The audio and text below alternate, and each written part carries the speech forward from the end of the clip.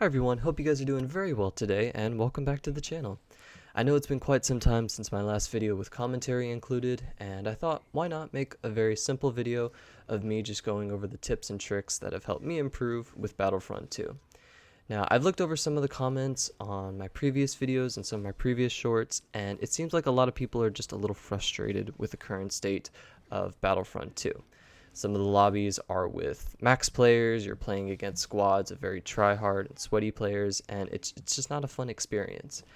I wanted to go over some of the tips and tricks that have helped me improve and just to get better at the game and make it a lot more enjoyable. Now, quick disclaimer, I am not a pro at this game. I've only been playing for maybe a year and a half. I have only 300 hours on the game right now, so not a crazy amount, but I still know couple things around the game, just different ways to improve, and I thought I might as well share it with you guys because why not? So let's start with some of the controls and settings that you should change to help you improve in Star Wars Battlefront 2. Alright, so let's look at some of the control settings on how to improve in Battlefront 2. I'm only going to be looking at the control page under options because this is what's going to most impact your gameplay. Now, the four settings I want to look at is zoom sensitivity, soldier sensitivity, stick dead zone, and soldier buttons. Now, starting off with soldier sensitivity, this is pretty much what you're going to be using to look around and just aim, pretty much. I would recommend setting this up to max, just so you have the highest free range of movement when it comes to using a lightsaber or aiming. It lets you turn around much quicker, gives you a much higher reaction time to different things around you, and I think it is overall the best setting to help improve. Now, the one thing I hate about Battlefront 2 is that there is no difference between blaster characters and lightsaber characters. The sensitivity is all the same. So if you're used to using a lower sensitivity with the blaster and want to improve with the lightsaber, you have to make even with both of that. If you prefer a lower sensitivity when aiming, but you want to have that high mobility when in front of somebody with a combat with a lightsaber, you're going to want that higher sensitivity. Now, I just prefer to have it at max. This is what I use for both blaster and lightsaber heroes, and I've just learned just to aim with a much higher sensitivity. It takes some time to get used to, but I would greatly recommend maxing it out to help you get that wider free range of movement. Now, looking at zoom sensitivity, this is very weird of how it's, like, the description doesn't make a whole lot of sense. It says it affects troopers, specials, and heroes, but some of the heroes have lightsabers and they're not necessarily zooming in. What this means is when you're holding down the aim button or the zoom button, that's when you're blocking. This sensitivity determines how fast you look around when blocking with your lightsaber, or if you were to aim down the sights. And what's weird about this as well, it isn't the same as your soldier sensitivity. It actually amplifies it. So if I have it set to 100 right now, it's going to double my sensitivity of what I have right now, I believe. It's very finicky. I'm still not 100% sure how it works. I would just recommend setting it to 50%. This is what I think is best. It's what I prefer. If you prefer something else, go for it. But for me, this is what has helped me improve a lot. Now, stick dead zone, pretty self-explanatory. This is just how much input you need for your controller sticks to start moving. I have mine set to 12. I have felt that this is a good even space between 10 and 15. Those were the kind of zones I experimented in between, and 12 is perfect for me. I've tried going all the way down to 0, and it's just way too sensitive. It's much harder to aim down and shoot with the blaster, but like I said, you have to find this balance in between using a lightsaber and a blaster. I have mine set to 12. I left it at that, and it's what I like to use. So for the last setting I want to go over is soldier buttons. Now, there's only two settings I would recommend changing. There are other ones where it's like lefty alternative, default, and alternate. I would recommend sticking between either default or alternate. Now, what's the difference between these two modes? Default is pretty much set up as you can see on the controller, but with alternate, you can see the melee button changes with your crouch or dodge, combat roll, whatever you would like to call it. This is very important. Because dodging is so important in this game, you need to do it a lot. And since you're going to be doing it a lot, you need to be looking around while you do this. And since if you're playing on controller, you have to take your finger off of the aim joystick to actually be able to crouch. But if you were to change your soldier buttons to alternate, you can still crouch while keeping your finger on the look aim button pretty much. And it greatly helps when trying to perform more advanced moves like a jump swing or a hook swing or more crazy stuff that you have to do. I have mine set to default because I have the DualSense Edge controller, which comes with the 2 paddles on the back, and I prefer that over having to press down on the joystick because it's just something I prefer. But if you don't have that ability, I would just recommend sticking with alternate.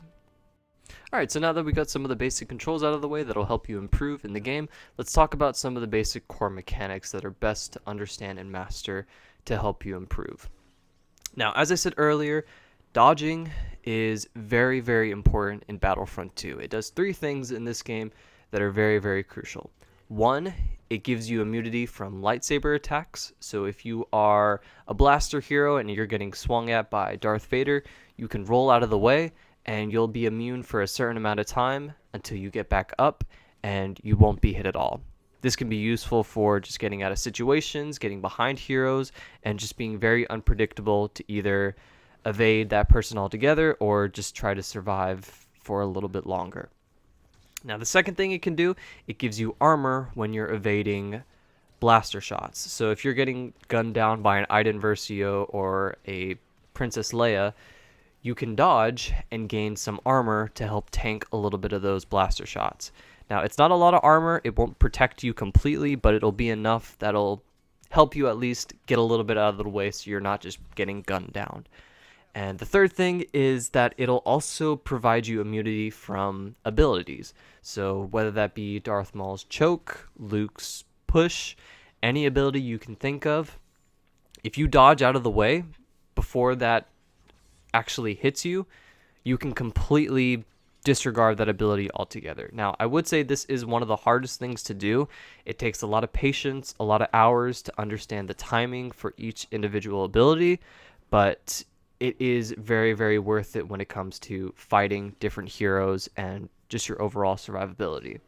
So overall, best tip I would give is understanding the dodge mechanics and just getting used to each character's unique dodges. Blaster heroes, they don't necessarily dodge. It's more classified as a combat role, while lightsaber heroes have that more dodge where you get more space, you get more freedom, you get more mobility, and it makes things a lot more easier.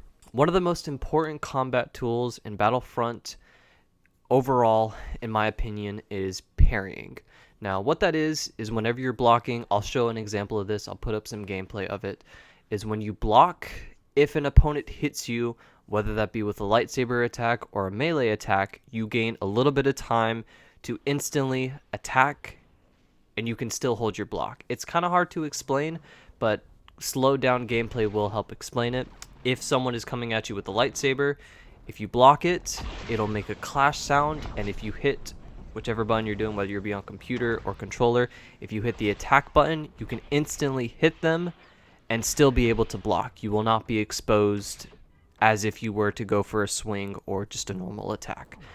Parrying is very, very important. It helps you win fights a lot more, but it also takes a lot of practice and a lot of patience. It's something I have not perfected yet. It's something I'm still working on. It's a very hard thing to master, but once you do, you can become almost unstoppable. Now, nobody's perfect. Nobody can always predict that someone's going to hit. It's a very small window that you get to actually parry, but it is very, very crucial in winning your lightsaber encounters. One thing I forgot to mention also with parrying is that it doesn't necessarily have to be an attack after you block that follow-up.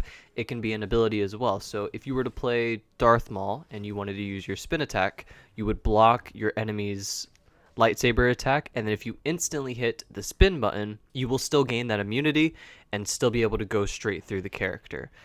Now, it is different with each ability. Some abilities will leave you exposed, while others will instantly go through, like Darth Maul's and Luke's rush ability.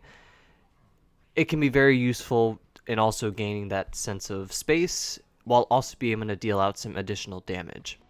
So my last and final tip for you guys to help you improve in Star Wars Battlefront 2 would be to try out each individual character and try to learn and master their strengths and weaknesses. Now, if you were to divide the two characters of heroes and villains into different categories, you would have the blasters and the lightsabers. Those individual categories are all relatively similar, besides just having different abilities and maybe being a little faster or a little bit beefier. Now, playing different characters helps diversify your knowledge with the game, and it will help you have more experience in different encounters, whether that be a lightsaber versus a blaster, blaster versus a lightsaber, or both on both. Either way, trying out new heroes, learning their quirks, learning their strengths and weaknesses will greatly help you improve your knowledge of the game, and it'll make the experience a lot more fun. I would recommend starting out, if this is your first time ever playing the game and you're looking for a good hero to stick with, I would recommend playing Luke Skywalker on the light side. He has a lot of mobility, very, very strong force abilities. He has a very high regeneration pool. It's also very, very quick, and he can do lots of damage very, very quickly. Now, the dark side, I would obviously have to say Darth Vader, but if you're looking to improve just your lightsaber combat, Count Dooku is one of the best duelists in my opinion. He's very fast, he's very quick, he can deal out a lot of damage, but he does lack a little bit of defense and can't really do much when it comes to crowd control. Like I said, each character are relatively similar. They have lightsabers, they have blasters, they attack very similar, but their abilities and playstyle determine their differences. Alright guys, so I think I'm going to conclude the video here. I hope you enjoyed it. I know this is my first time really giving any tips for you guys on Battlefront 2, and I hope I was able to provide some insight just to help you improve. And let me know down in the comments if there's anything that I may have missed, or if there's something I should talk about more. Please let me know down in the comments. Now, I know I didn't really talk about more of the advanced tricks that you can perform, like jump swings, hook swings, a lot of the more advanced stuff that takes time to master. I personally haven't mastered it myself, so I didn't want to talk about something that I haven't perfected yet. I'd rather take the time to practice and to provide the most reliable feedback for you guys before I make a whole video about it. But like I said, let me know down in the comments if this is something that you guys prefer. I can always be happy to provide my commentary on more videos, but if you prefer more of the strict just gameplay videos, I'd be perfectly fine with that as well. I do want to also mention you guys have been providing me with so much support, and words cannot express how happy I am. We keep growing, we're doing amazing, and I can't thank you guys enough. I really do hope you enjoy the rest of your day, and as I said before, let me know down in the comments if there's any feedback I should improve on, and make sure to like the video, subscribe, and I'll see you guys later.